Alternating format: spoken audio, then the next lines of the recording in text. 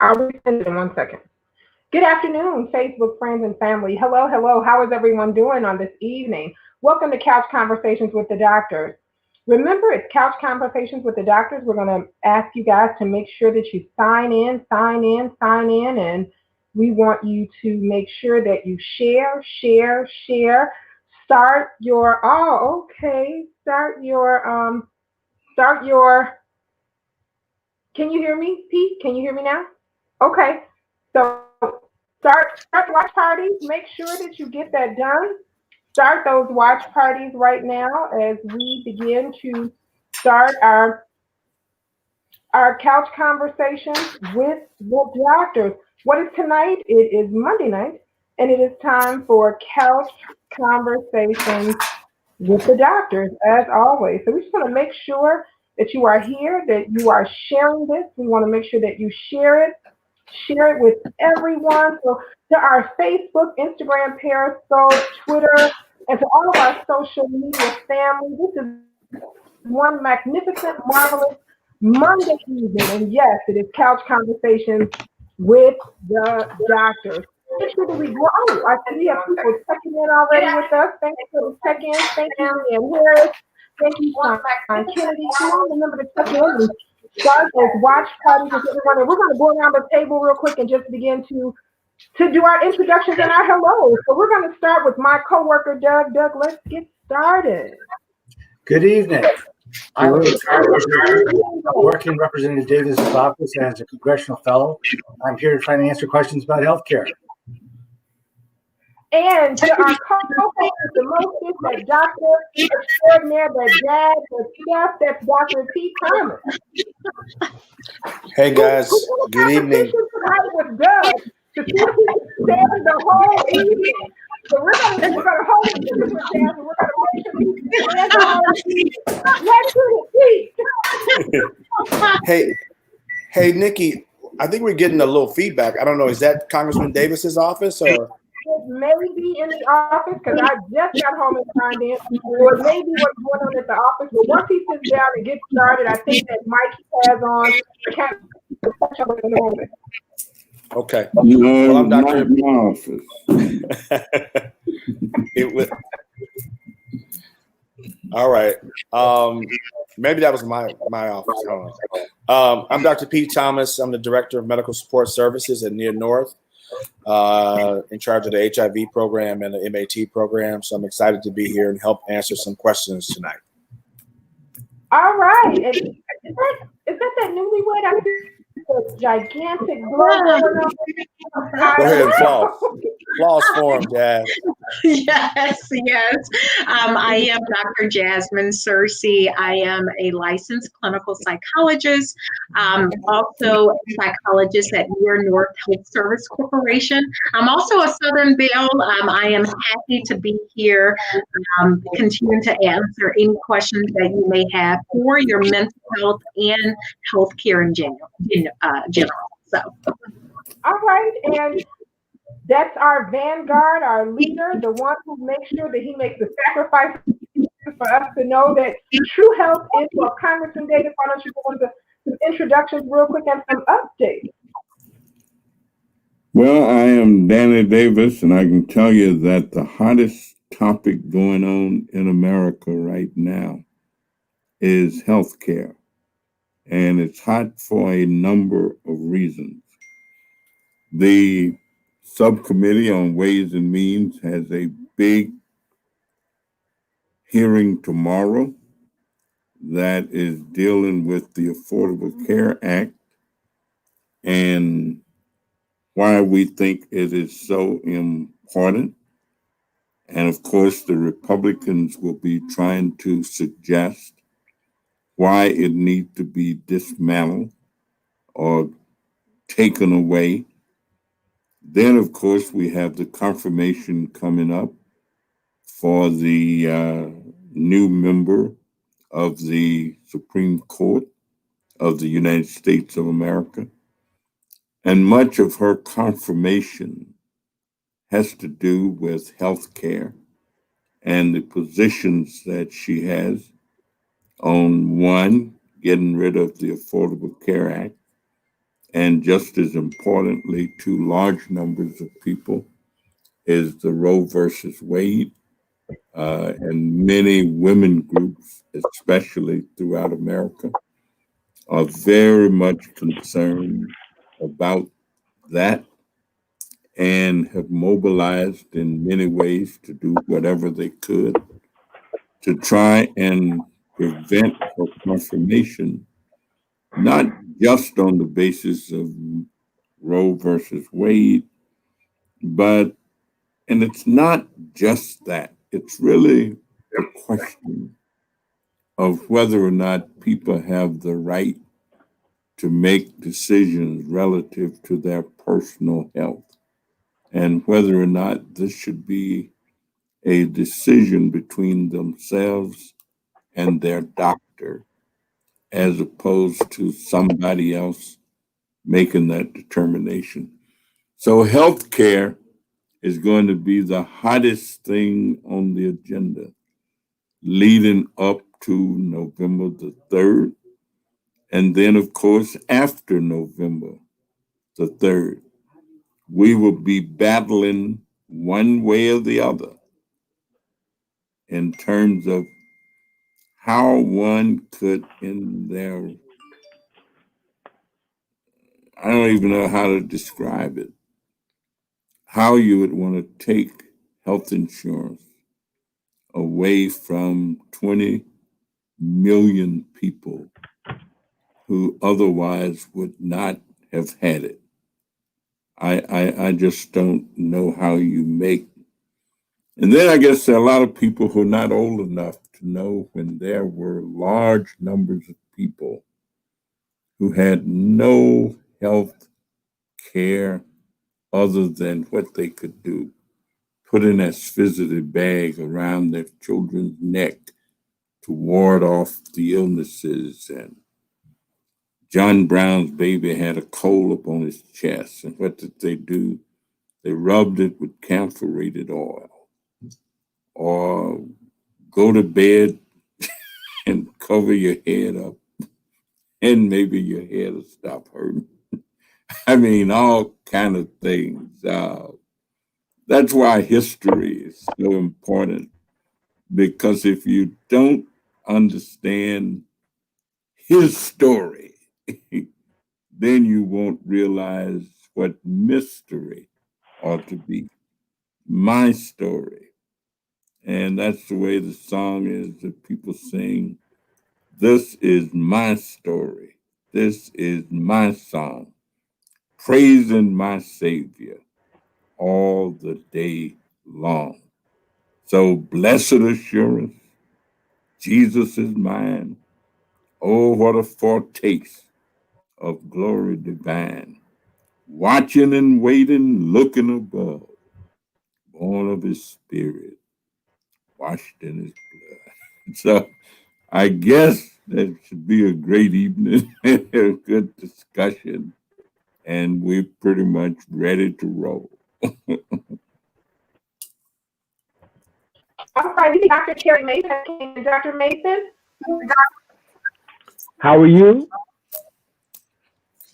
Can you hear me, Nikki? Yes, we hear I you, can hear Terry. you. Good to see everybody.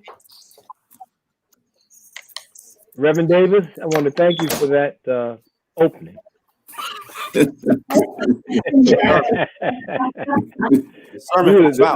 preached and you got the choir, you had everything all together. Well, it's Monday, you know. Oh, but it's a serious situation. It is. So we definitely want to say hello to Felicia Harvey, who has checked in, to Patty Schmetley, to Janice Nora Cox, who has checked in just as well. So, you know, Pete, I guess we're just going to.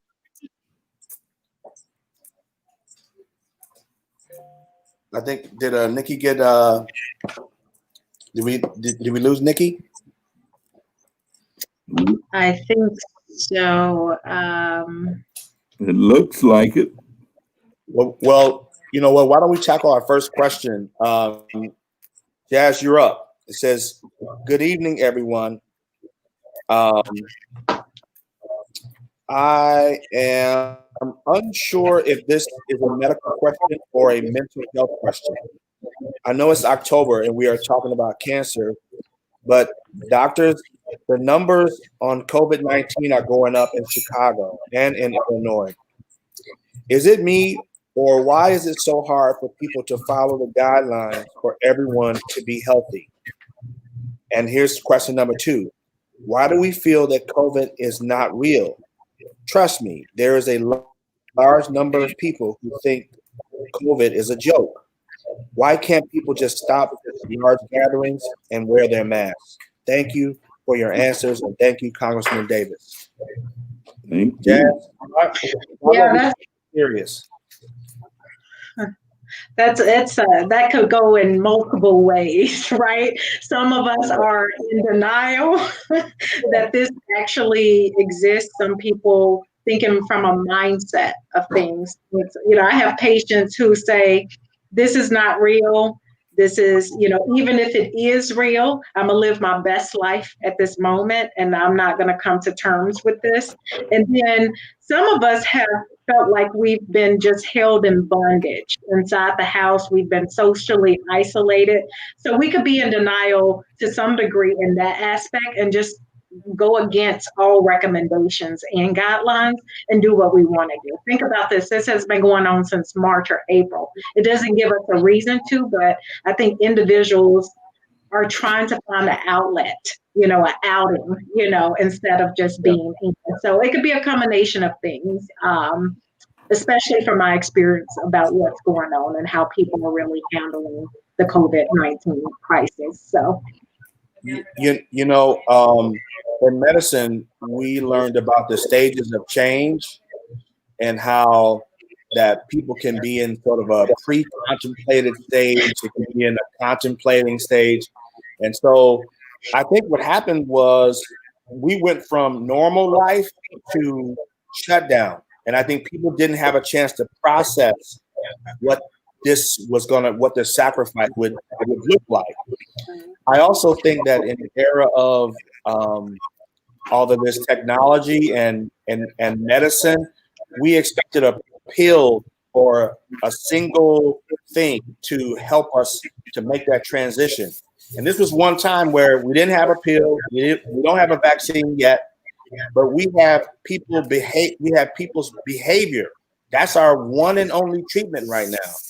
And it's hard for people. I'm not making excuses, but I think it's just hard for people to grasp this idea that you're responsible. It's personal behavior.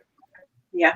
And then I think other people, that was a good response, Dr. P. I think other people do see others in different states traveling, doing things. And then they also think that maybe this isn't real and this is not going to affect me and my family if I do those same things by seeing other people and their behavior. So it could be, again, a combination, but yeah.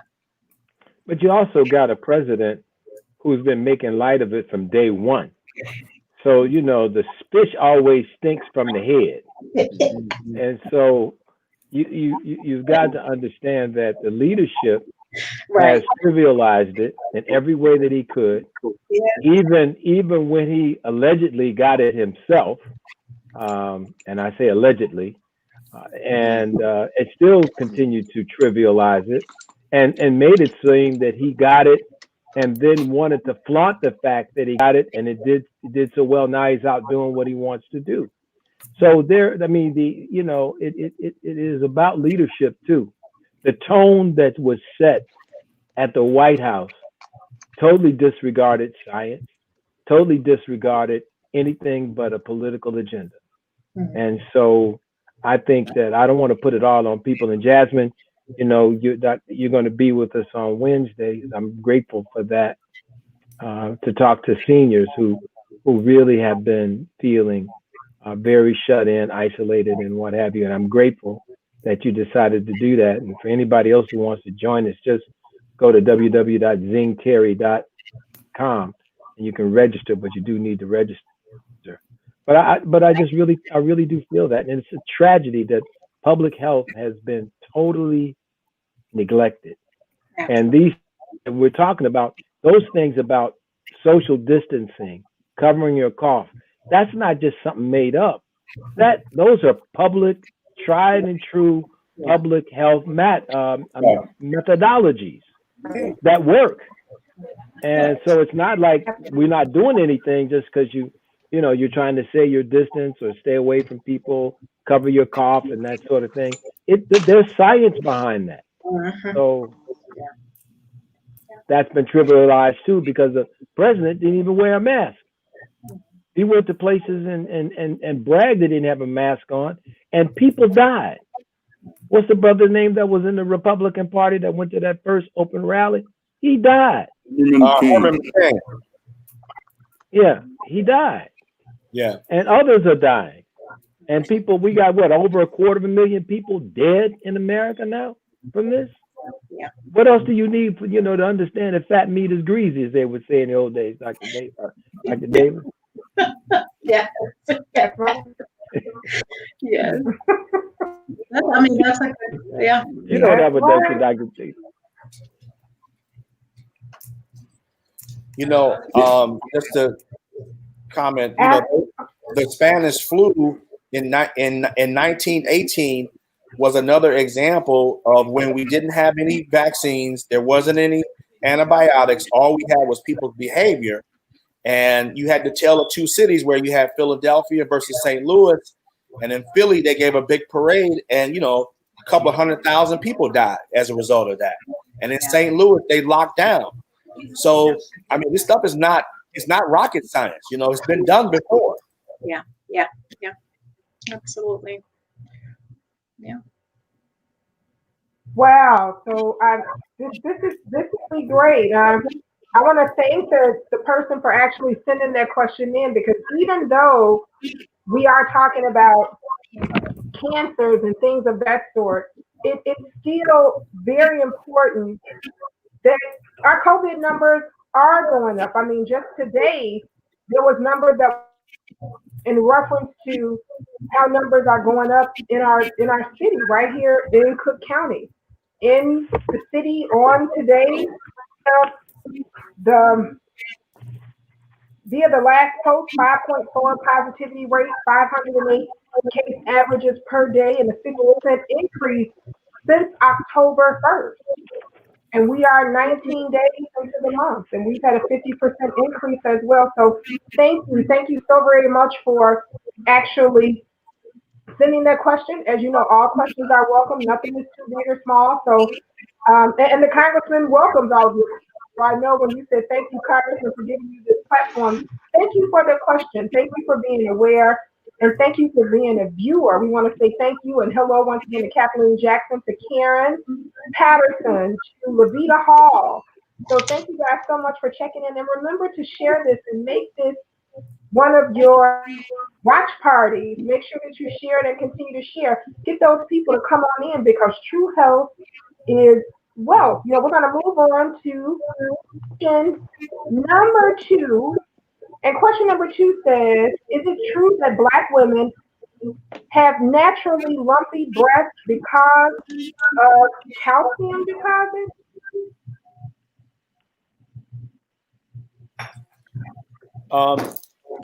I'm not sure about the calcium deposit part, but it has been shown that a majority of Black women do have what we call more dense breasts. And why that's important is just that it makes mammograms harder to interpret. So it's just all the more reason why we have to encourage our women to get screened and to get screened early. Oh, so exactly, Dr. Pete, what is a dense breast? Yeah, so it's just this is just more firm, and so by being more firm, it's harder to delineate when there's abnormalities or masses or nodules, things that could easily be distinguishable if the breast wasn't so dense. Okay. All right. Okay. Thank you for educating me on what a dense breast was. Thank you so very much. The next question says, what is metastatic breast cancer? So that's when the cancer itself has spread from the site where it began in the breast and has moved outside of that particular place to other parts of the body, like lymph nodes, to the liver, to the lungs, and to the bone. It's no longer in one place, but little pieces are broken off and spread throughout the body to different sites. And it's harder to treat that way. The more of it's spread, the more aggressive the treatment needs to be. Okay. Yeah, and I'll just add to that too, Doug, that that's also called stage 4 breast cancer. Yeah. Mm-hmm. And when breast cancer likes to go to, or what I call the L squared and B squared, they like to go to the brain and bone, and like to go to the liver and lung. So when we weren't able to catch the breast cancer while it was still just in the breast, we have to look at those local areas that the breast cancer could spread to. So of course, lymph nodes, but also brain, bone, liver, and lung. I think the other thing people need to understand is that cancer is not a static disease. Yeah.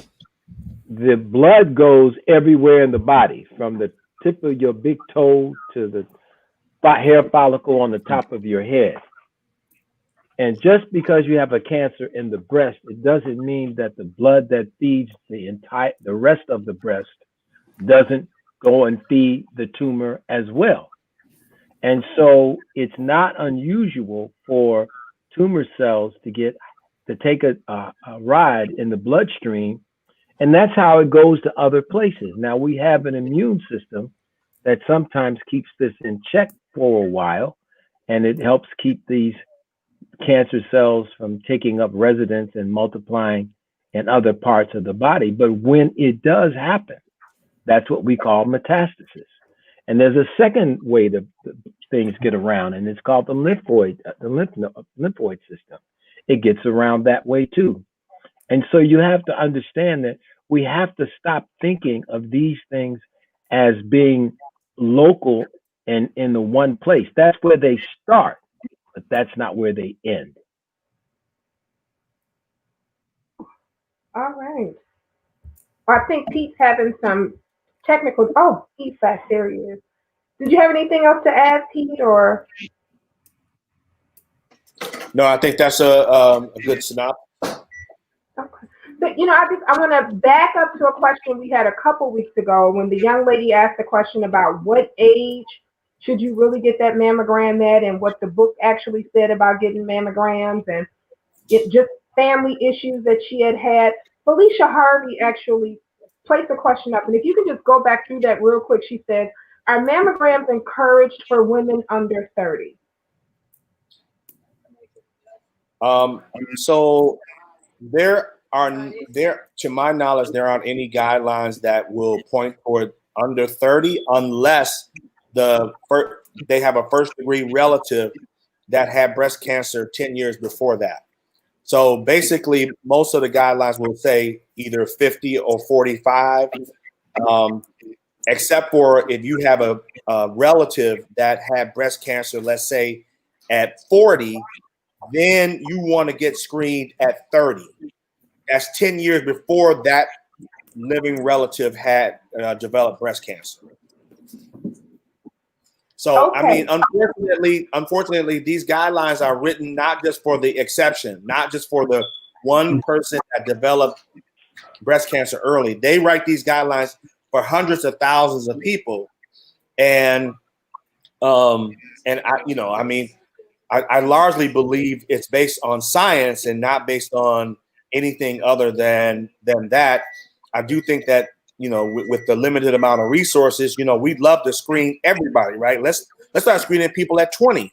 Let's see what happens. But again, Nikki, like we talked about, women who are 20 years old, the breasts are so dense that we might be biopsying, hundreds of thousands of people trying to pick because the mammogram picked up something that we thought was cancer. So now you're doing all these biopsies on people, all because you screened them too early. You follow me? Right, right. So I love what him and Dr. Hampton kind of came up with as a almost like a concrete answer to that question posed last week. I mean, a couple weeks ago, and I think it actually just really is the caveat for this question here is yes, there's a guideline that's there, but if your family has an issue, all of that is out the window. That's why it is so important to have a primary care physician. And it's important, in the words of my mama, to have them kitchen conversations when you knew what was going on with your family history, when you knew what Aunt Bessie may had or Mama Lula may have, when you knew what was going on with them. When my grandmother was named Ella May. So when you knew what was wrong with Ella May and what was going on with Lula May, when you knew, that's important to know. So thank you so much, Alicia, for posing that question. And remember to share. I know we read a lot and you may read something, but if it's different in your family, all of that is out the window. Yeah, and it's out the window when you have your own personal doctor. I'm sorry, Dr. Hampton, go right ahead. It's just, I'm just thinking, this is so obvious. Like, what's your weakest link? Whatever your weakest link is, you need to give that some extra attention. So if I have a lot of people in my family with a certain medical condition, then that's my weakest link. So what you do is you give that extra attention. The good news is we all pretty much have to do the same thing to be healthy. So your knowledge of the weakest link may motivate you and inspire you to move and do something about it, but we all need to do the same things to be healthy. You know, rather it's the diet, the exercise, the reduction in stress, the sleep, all the things that we talk about. So we owe it to our families, we owe it to ourselves to say, why in the heck would I bother? And you have to be able to say to yourself, have I asked myself that question? And for everybody, it's a different answer. I had a patient just today, and she said, I'm tired of wearing black. That's what she said. And I said, well, what do you mean? She said, because I want to wear colored clothes. And I guess she was wearing black because it was easier to hide the body shape that she had. So that was her motivation. I don't care what your motivation is. We have to start making decisions that's going to allow us to achieve optimal health. And we already know what kills people. Heart disease, that's number one. And then we start talking about cancer, stroke, etc. So if we know this already, then we need to create an environment for our body to be healthy. And it's not a complicated thing. Drink some water. Can you just do that? You know, it's a simple thing, but I keep this water bottle at my desk every day. Amen. Right? So these are simple decisions. If this is soda, that's cancer. If this is water, it's anti-cancer. And Dr. Mason, my colleagues here at Graham, Dr. Pete, we all understand you're doing two things. I'm adding something that's gonna harm me, or I'm adding something that's gonna help me. There's no in between, right? So you have to ask yourself, what are we adding things to our lives that are gonna help us heal? And if the answer is yes, congratulations. If you're harming yourself, now we need to get the support of the team to walk with you to help you make better decisions. And we have the solutions. We just have to guide you, provide some information, and there's multiple ways to get to the goal. Wonderful. To that point, Tony, I think that what we have to do also is separate hereditary stuff from familial. Now, there are things that run in families because families eat the same way. They pass the same decadent kind of eating pattern from one generation to the next. Yeah. Now, the other thing we need to understand is that none of the stuff that we do in medicine will prevent you from having any of that. A mammogram is not going to prevent you from having breast cancer. A PSA, you can get one every single day, and it's not going to prevent you from getting prostate cancer. Prevention is your personal thing. That's what you have to do in terms of, as you said, Dr. Hampton, putting the right things in your body. Now, we've gone and from 1950 to the year 2000, we've increased our meat intake by over 70 pounds per person in America. This is having some deleterious side effects, not to mention all the fast foods, processed foods, and other things that we're eating are creating problems. We have to pay the piper at some point in time. And if you're not going to make any change, and I'm not trying to blame anybody, but this is serious. This is a matter of life and death. It's just as simple as you said, Dr. Hampton. Yeah. You're either going to pick up something and drink life, or you're going to pick up something and drink something that's going to move you to an early grave. And it's just, and if it's not water, if it's a chemical concoction of some sort of man-made sugary sweet thing placed in some water, that's not the right thing. And we've got to take better responsibility for the stuff, and I call it the tripartite diet, the right food for your mind, your body, and your spirit.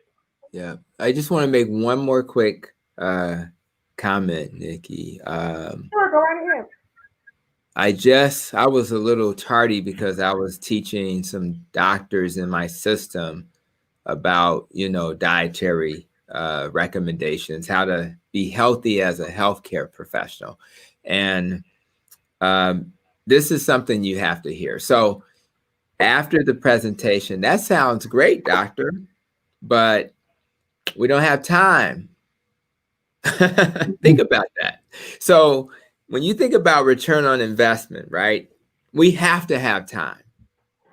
And you can't, now, if that's coming from clinicians, then you can't depend on your clinician necessarily, because they're saying they don't have time.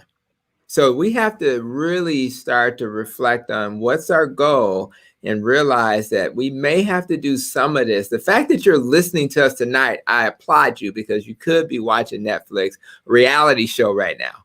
But instead you're here in this moment, but you don't want to take this moment and leave this conversation and walk away and don't change. So we know it's hard. We got addictions to processed food and all of that. But when I heard my clinician say that, I recognize that we have a lot of work to do, because you're not going to get return on investment by giving a person a pill. It's not going to fix, like it was suggested, you're not going to fix anything. You're just going to put a Band-Aid on it. Dr. Hampton, I think we have talked about this on a couple of other shows, and that is when our value proposition is not in the correct place, where we're putting more emphasis on, to your point, these pills, when changing behavior, and I tell my patients all the time, I can't out-prescribe their behavior. And sometimes they put that on us, write me a pill that can erase all of the juice I've been drinking. Okay. Well, I can't do that. I mean, it sounds nice, and but it doesn't work that way. Your behavior far outweighs my prescription. And so, and again, I think it's we get more bang for our buck when our patients are able to make better decisions in our absence, right? Because what they may spend 20, 30 minutes with us 3 times a year, but they're with themselves 365 days a year.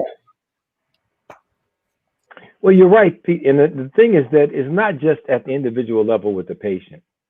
There's no value proposition in the country for health. There's no money to be made on healthy people. The money's to be made on sick people or people who believe they're sick.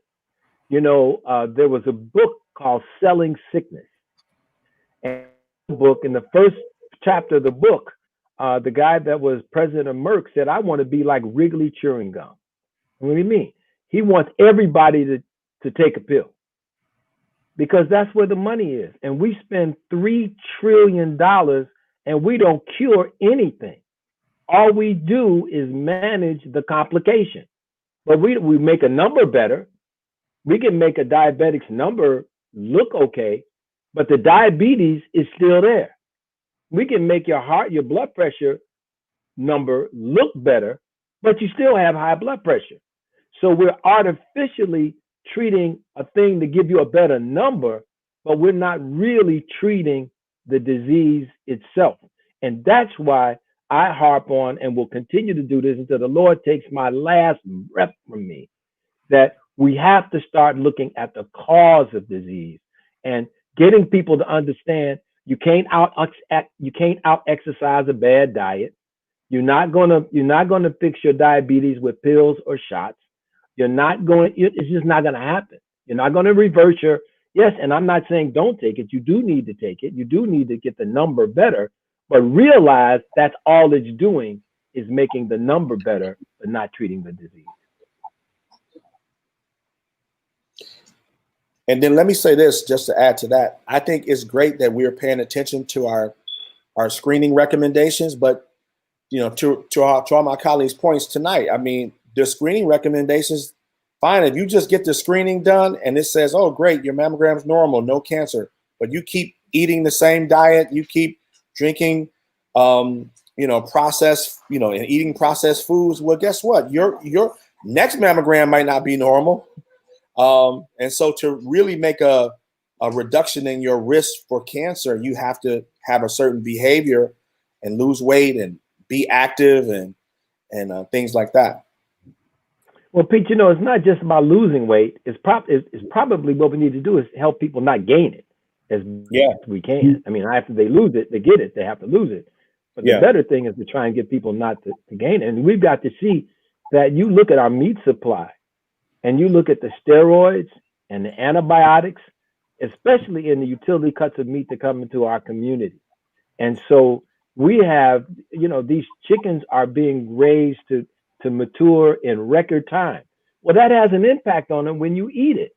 And so we have our young girls now having menarche at age 9 and 10. They're starting their periods. That's not normal. That's not when that should be happening. And it's because, and then the largest resource or reservoir for antibiotic resistance is we're feeding antibiotics to the animals. And then we're eating the animals and we're getting some of that resistance from because of the way that we're growing them. And I would implore everybody to watch a movie called Food Inc. so you can see the conditions under which our food is being grown and manufactured, so that you understand better exactly. It's called Food, the INC. Yeah, and I'm convinced too that sugar is the biggest drug on the street right now. Yeah, it is. It is. It's the biggest drug on the street. You better preach. And look. I had one of my buddies' son came over to our house, and I guess he had never had a popsicle before. And one of my daughters gave him a popsicle. This kid went crazy and did not want to leave my house. Okay, he did not want to leave my house because it was like something like his whole life had just changed, right? So it's crazy, but you can imagine you live your whole life like this. You live your whole life consuming sugar like this. You see what happens, over time.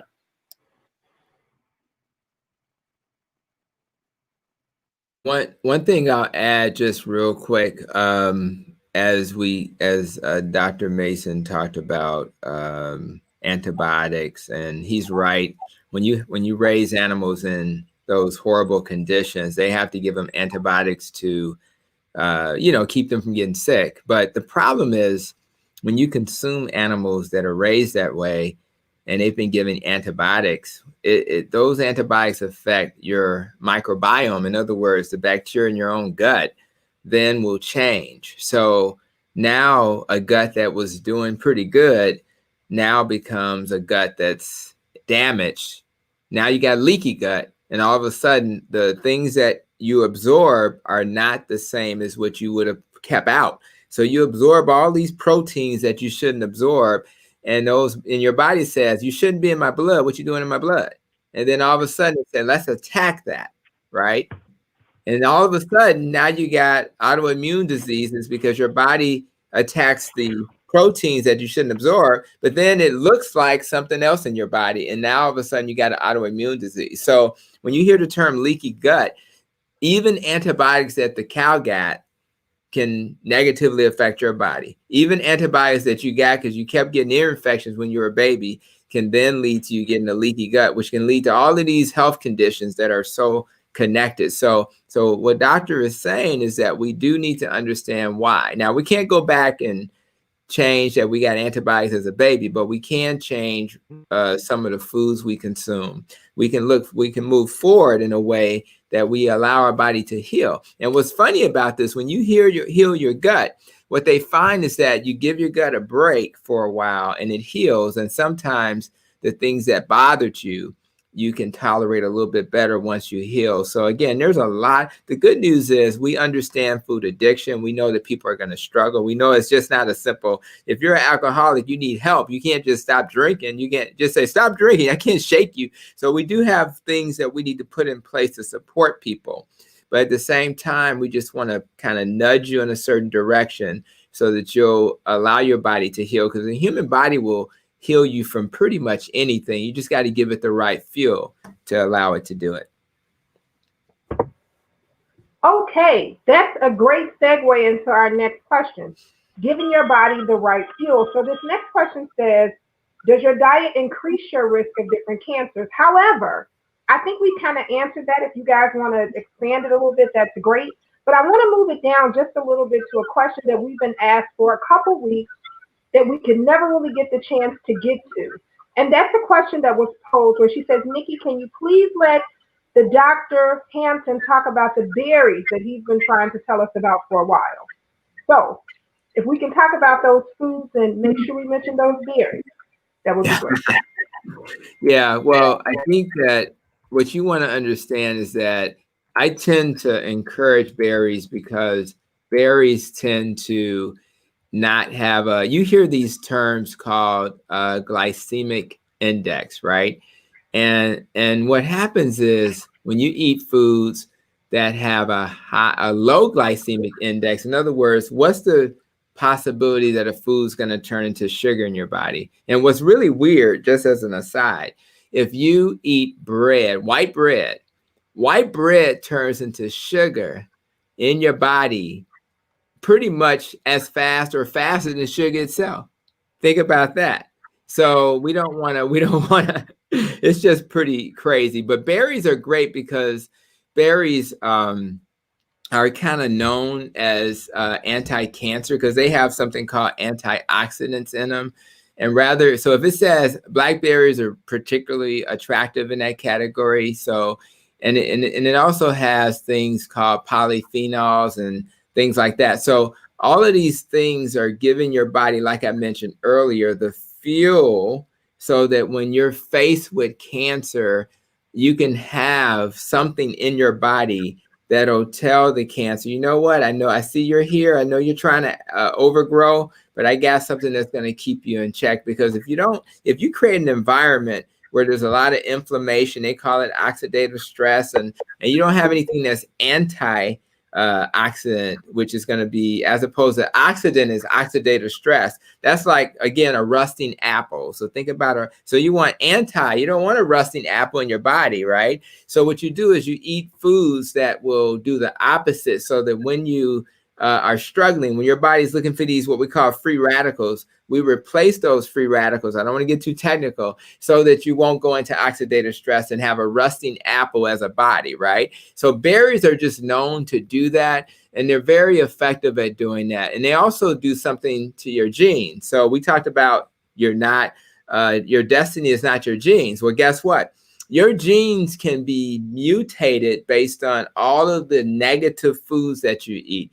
So when you eat healthy foods, not only do you prevent your genes from mutating to things that are bad, you actually can move towards a body that's healthier than it currently is. So berries are my go-to fruit, particularly in a world where I'm trying to reduce starch and sugar. There's other benefits. It helps with, mental, brain function. It reduces inflammation.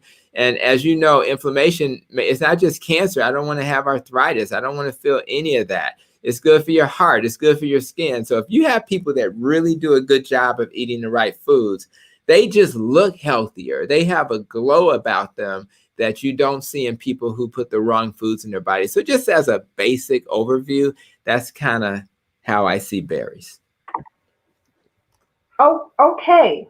And that berry question has been answered, and I want to thank her for waiting so long to get those answers to those berries.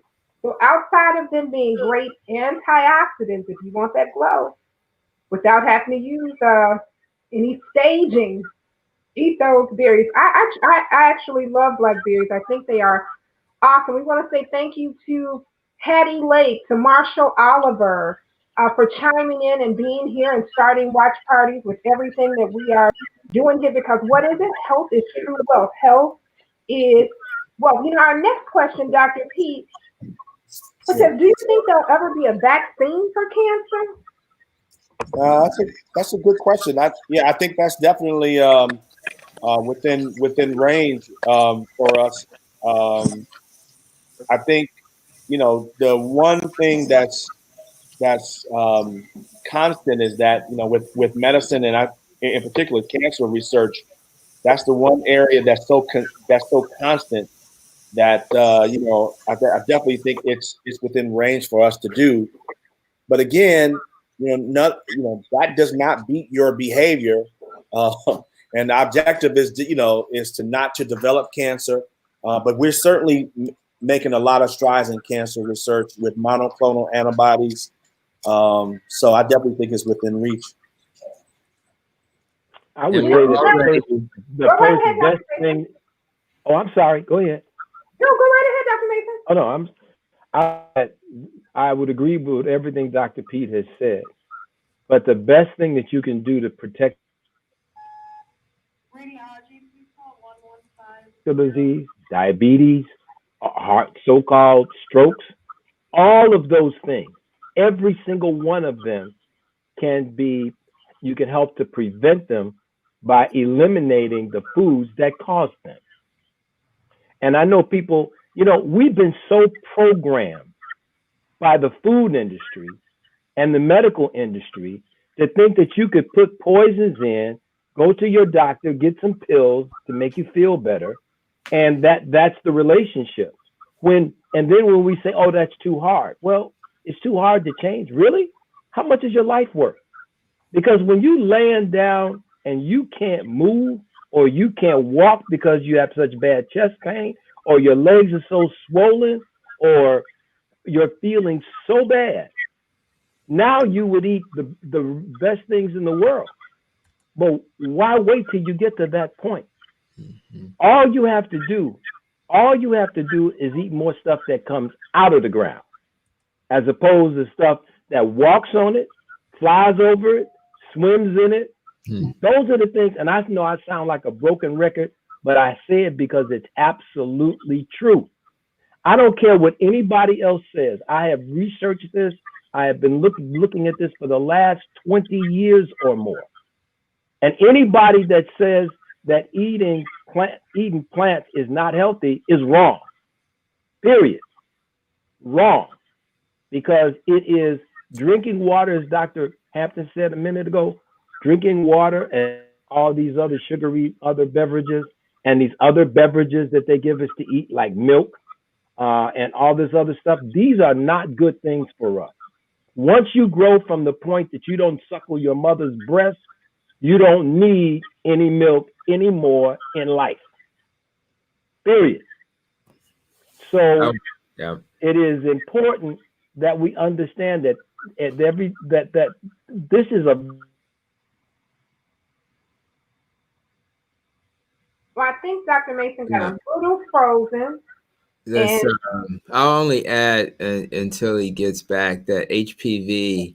There's two things. One is we stopped making the enzyme for milk between 5 to 7 years of age. So if we don't even make the enzyme lactase, we shouldn't be drinking milk. It's like, we don't even make it. And when you look at communities of color, we really shouldn't be drinking it in terms of how our body's set up. So that's number one. Number two, HPV is, as Brother Pete was suggesting, yes, the technology is not only there that we're going to have vaccines for cancer, but we already got HPV. So HPV. I'm sorry. Now I'm back. I don't know what happened. Yeah. Everything went away. So just real quick. So HPV is there. Our babies get that. I think they start at age 9 or so, and they can get the vaccine to prevent things like cervical cancer, penile cancer, and I think even an anal cancer. So that's already available. So but the technology, as Dr. Pete said, is coming. So we're just getting closer and closer. But again, hopefully, and we're going to use vaccines because, polio was around. We don't have polio anymore. So we like vaccines. But Dr. Mason is right. We need to do all the prevention first. That's the most important. And don't forget, Tony, we're seeing kids now with tumors growing out of the roof of their mouth from having oral sex and getting HPV from that. And we have our surgeons at County Hospital, our ears and throat surgeons, having to do radical surgeries on their throat because they're getting these cancers on their tonsils, on the roof of their mouth. And I actually have pictures I can show you, but it is, but I won't. But I think it's also important that we understand that this is a very serious problem. Absolutely. Yeah, and actually, to my colleague's point, that HPV now is the leading cause of head and neck cancer in men. Wow. Okay. So all of those HPV questions we had were just all answered. So, because we did have a number of them. So yeah. So yes, to the young lady who asked about her teenage son getting the vaccine, as Dr. Hampton just said, he should. So let's get that done. Nellie King has kind of chimed in, and she asked, "What are the best vitamins that we can take to boost our immune system? And also, can you take too many vitamins?" Yeah, I think it depends. I think everybody, we talked about vitamin D3 over and over again. So I think I would start with that because we're in COVID season and 98% of people who are dying are vitamin D deficient. Now, when you start getting into other immune vitamins, you have to be careful because I'm not sure you need to take, if you eat real food, you'll probably get all the nutrients you need. You could argue vitamin D is tougher because dark skin makes it harder to do it through your skin. So I think people of color in particular who need to be out in the sun for probably an hour to get enough vitamin D should take that. Things like zinc are helpful. I tend to do that when I think I'm catching something. I don't do it on a daily basis. Everybody's familiar with vitamin C. Most people are familiar with echinacea. Those are things that are helpful. I'll be honest, so I do not take all of this stuff daily. When I think I've been in a high risk environment, vitamin D is an exception. If I'm in a high risk environment, or if I feel like, is this allergies, is this a cold, I'll kind of tank up on these things because I think that they will help. But the main thing for the immune system is adequate sleep, reducing stress, eating the right food, drinking plenty of water, staying away from sick people. That's why we want to do all the stuff we do at the end of the show. If you stay away from the things that can harm you, then you are not likely to get ill. You don't get ill from being in a cold. You get ill from germs. So what you want to do is you still want to dress warm and be safe. Because if you're cold, your immune system may struggle because you're cold. It may not be because, so yeah, it makes you more vulnerable. So, but in general, that's my go-to: vitamin D, C, zinc, echinacea. And there's other things, elderberries, that's pretty helpful. But I don't think people should get too caught up in too many supplements and then you're going to McDonald's. You know what I mean? It's like you're kind of defeating the purpose. These are the icings on the cake when it comes to wellness, is do the other things that are important. And then this is like the icing on the cake. Great. Well, I see your questions coming in. I'm getting the text messages as they are coming. The congressman had some technical difficulties, and he's actually trying to get back in. We've had some technical difficulties tonight, period. I just think it's the weather. Every time it rains, this tends to happen. So Nellie King says, thank you so much for answering that question for her. And trust me, as we always promise, we hold on to these questions and we try to make sure that if we don't put them together, we get back to them again and get them to you. But our time is getting close, and we have two great special guests here on tonight who want to make sure that they encourage our audience just as we do, reminding you that health is wealth. So we have a great young lady here by the name of Edna Weatherspoon. Edna Weatherspoon. If Yes. you can just say some encouraging words to us really quickly.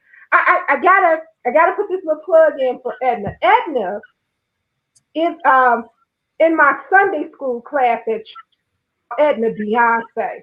So come on, Beyonce. Yes. Good evening, everyone. I'm just a 9-year survivor of breast cancer. I had the chemo, the radiation, but my mom had it at 38 and 40. She lived to get 84. So what I was telling everyone, take your mammogram. And if you're up on the 40 years, they say take it and it runs through your family, get to a doctor. They go for the ladies and the men's. The men's can get breast cancer too. You might hurt a little bit, but I rather hurt than go through the chemo I went through. So I advise everyone, get your mammogram done every year. Run in your family and go. And by the way, I did have dense breasts.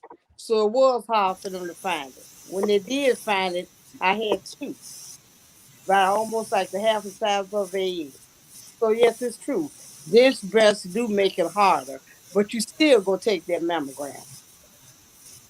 There you All go. right, Okay, Beyonce. there you go.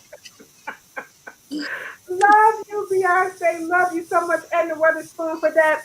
And then I have my good friend, my very good friend here with us on today, who is a true fighter, who leads the third ward in the city of Chicago to excellence, which sits inside the Illinois 7th Congressional District, of course. And that's Alderman Pat Dallas. She shared her journey and her encouraging words with our viewing audience on this evening. All right. Thank you, Nikki, and thank you for having me tonight. Thank you to all the doctors here. Thank you for the knowledge that you're passing out to our people. I'm sure it's very much appreciated. I'm a 13-year survivor of breast cancer. I was somebody who didn't go take mammograms. I didn't really do my monthly exams. I basically just focused on work and my family and doing things in the community. And the mammogram be damned, right? I just didn't think about it. But in 2007, actually 2 days after I won my election, I decided, I don't know what made me decide, it was probably the spirit, to do a breast exam. And I found a lump in my breast, which turned out to be cancer. I went through radiation and I just had a lumpectomy. I was very, very lucky, stage 1, with good margins. They took some lymph nodes. But I didn't want to speak about it, for like the first 2 years, because I thought that people would say, oh, you're weak, right? You got this, that makes you a weak person. So I kept it to myself. And then I decided, after I was called out at Fellowship Baptist Church one night, to actually give a testimony. And since then, I have been participating in trying to get the word out to my sisters out there about the importance of not just going to get the mammogram, but doing that monthly exam yourself when you can. Black women, we get this a lot. When we had city council last week, I was surprised to, a lot of the women in the city council, Alderman Austin, Alderman Harris, myself testified to the fact that we were survivors of breast cancer. So this is something that can attack Black women more than it can other women of different races. So I just encourage everyone to get out there. Don't wait. We like to do things and take care of our families and be involved in church and, do the community work. And we may forget about our own health, but we have to take the time to look at our own health and do what is best to keep us together so that we can take care of our families. We can do our work in the community. So Um, if you don't have any money, there are free places where you can get free mammograms. They won't cost you anything. If you have insurance, you're lucky enough to have insurance, use that insurance to get those exams. And thank you for the opportunity, Nikki. Oh, no, thank you for sharing your story. Thank you so much. Um, it reaches the masses, so thank you so very much. And nothing about having any sickness is weak. And I'm so glad that you made that statement because there are a lot of people who feel that way. I've actually had women even share something must have been wrong with my body. It has to be very weak for me to have this, or people view me as being weak because I have this breast cancer. No, you are a survivor. You are strong. You are a fighter. And I encourage you. I, I'm almost speechless over what the both of you have been through, the journeys you have had, and the blessings that you are reaping on this side from the Lord. It is just simply amazing. And to each and every woman who has been through a breast cancer journey, just the blessings of God to allow you to be able to have this testimony right here on today. You are touching somebody's life. I ain't gonna take us to church, but I'm gonna back up because God is good all the time, Hey, and He keeps Yes, us yes, in yes. perfect peace as long as we allow Him to direct our path. You know, Sean Kennedy says kudos to Edna and Pat Dow and to all of the breast cancer survivors. And there are just so many people chiming in saying, thank you for sharing your story. So thank you so very much for just sharing your stories. Remember, right here, Couch Conversations with the Doctors on Monday nights at 7 p.m. Health is true wealth. No question is too big or too small. And make sure that you do those monthly exams. Um, Dr. Pete or Dr. Hampton, I don't know which one of you guys would like to do it, or if you can both do it together or tell us what we need to do. I had a couple questions that asked Dr. Mason, whatever happened to those mini breasts that he used to give out, that you could help you find the lumps in your own breast. And I actually remember those mini breasts at an event one day that Dr. Terry Mason actually gave out in the boxes to help. And I just want to say to Mimi Brave Boy, thank you for all your comments that you have. But Dr. Pete and Dr. Mason, if you can, or Dr. Hampton, if you can once again just remind us on how you do those self at home breast exams. What's the best way? Should you lay down? Should you stand? Where do you start? If you can share that with us very quickly. yeah, I'll start off. If you can lay down with your left hand behind your head, and you want to palpate with the pads of your fingers, like go along the outer part of your breast, and then make a circle until you get to the center of your breast, and then you want to like milk your nipple just to make sure there's not any discharge coming from the nipple. And really, what you're feeling for is anything that does not feel consistent with the rest of the breast. You follow me? So you don't have to be a breast expert. All you got to do is just know what the rest of the breast feel like, and anything that feels abnormal to that. Now, when you talk about masses, typically they tend to be the ones that are cancerous tends to be hard, and they don't move around very much. You can't move them very much. But any mass should alert you to go see your doctor and to ask for a mammogram and ultrasound. And you can also do that same type of exam. Again, I always ask my patients to, you can kind of you can just take a look in the mirror and look at your breast, throw your hands behind your head and just look. And are there any dimpling? Do you see little craters? That could be something holding on. That could be a sign. So if things don't look like they did previously, and if you do that on a monthly basis, you'll see this didn't look like that, or this didn't feel like that. So the key, again, as we suggested last time, what's normal for you, and making sure that you're familiar with your breasts. I always tell people, rather we talk about breast cancer or health conditions in general, you know more about your body than me. I mean, if you think about how ridiculous it is that I'm going to see you because I'm this expert and you've been feeling your breast every single month, you know more about your breast than me. And if I know more about them, then you better call my wife. So you need to become familiar with your breast so that you won't have any problems identifying changes. And by the way, this goes the same for men when young men are feeling for testicular cancer. We tell men when they're watching the game, typically the classic male pose, if they're not amongst company, is they might have one hand in their pants. Okay. And if you're familiar with your testicles, you should know that something's there now that wasn't there the last football game you saw. Why do we do that? I have no idea. My boy. Yeah, that's a guy thing.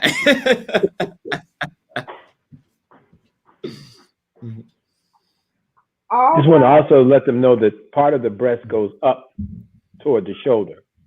So you want to make sure you get that tail that goes up toward the shoulder. So don't forget that part. Yep. Mm-hmm. So should they be checking that shoulder area just as well, Dr. Mason? Yes.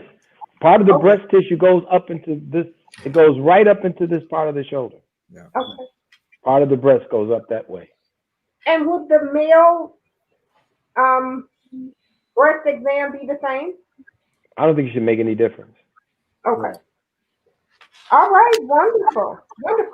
Doug, there's some questions for you that I'm going to tell you tonight so you can prepare for them next week unless they are quick answers for it. And that is, there's a couple of questions from some wives here that says, on behalf of their husbands, they are wondering what can you do for arthritis for the knees and the change of the weather.